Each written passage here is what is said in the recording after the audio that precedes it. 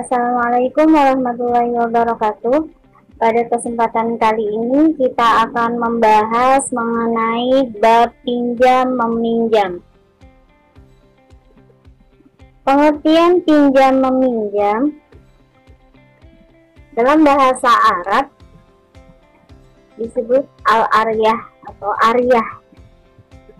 Sedangkan secara istilah membolehkan kepada orang lain mengambil manfaat suatu barang yang halal dengan tidak merusak zatnya dan dikembalikan setelah diambil manfaatnya dalam keadaan tetap tidak rusak zatnya.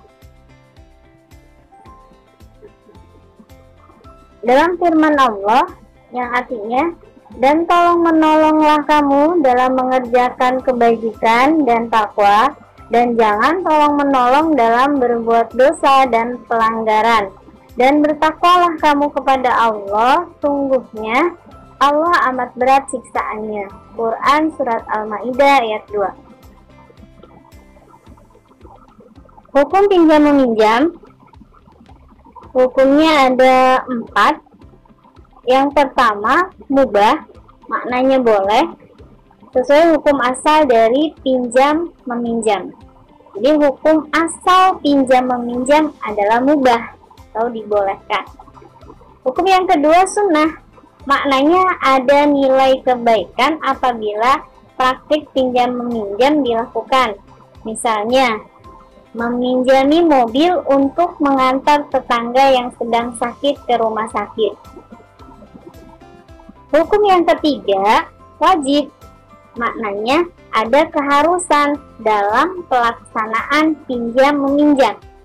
Contohnya, ketika memiliki tetangga yang sedang sakit keras dan tidak memiliki uang untuk berobat, dan ketika tetangga tersebut ketika tidak berobat dia akan meninggal, tidak cepat ditangani, maka kita yang memiliki uang wajib memberikan pinjaman pada tetangga kita untuk segera dibawa ke rumah sakit dan ditangani.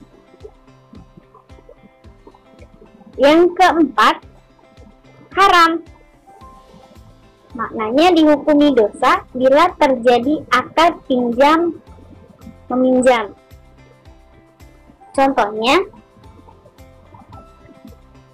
ketika orang meminjam uang untuk membeli khamr atau minuman keras, ini hukumnya haram karena digunakan untuk melakukan atau membeli sesuatu yang diharamkan oleh agama. Rukun pinjam meminjam yang pertama ada mu'ir, yaitu orang yang meminjami. Yang kedua, musta'ir, orang yang meminjam. Yang ketiga, musta'ar, barang yang dipinjam. Yang keempat, batas waktu.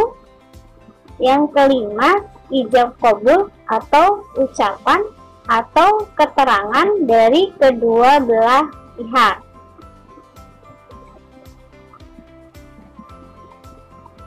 Syarat-syarat pinjam meminjam. Ini syaratnya dibagi 3. Syarat yang pertama dilihat dari syarat orang yang meminjamkan. Yang pertama, berhak berbuat kebaikan tanpa ada yang menghalangi. Barang yang dipinjamkan milik sendiri ataupun barang tersebut menjadi tanggung jawabnya. Yang kedua, syarat bagi orang yang meminjam mampu berbuat baik atau mengambil manfaat barang yang dipinjam. Yang keduanya, mampu menjaga barang yang dipinjam dengan baik. Yang terakhir, syarat barang yang dipinjam, yaitu yang pertama ada manfaatnya, dan yang kedua bersifat tetap tidak berkurang atau habis ketika diambil manfaatnya.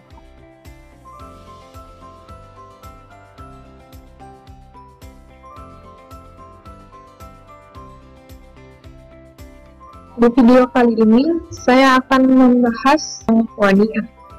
Secara bahasa, wadiah berartikan titipan atau amanah. Kata al-wadiah asal dari kata atau wada'a yada'u wada'an, juga berarti membiarkan atau meninggalkan sesuatu. Sehingga secara sederhana, wadiah adalah sesuatu yang dititipkan. Secara harfiah, al-wadiah dapat diartikan sebagai titipan murni dari satu pihak ke pihak yang lain, baik individu maupun badan hukum, yang harus dijaga dan dikembalikan kapan saja si penitip menghendakinya. Landasan hukum akad wadiah.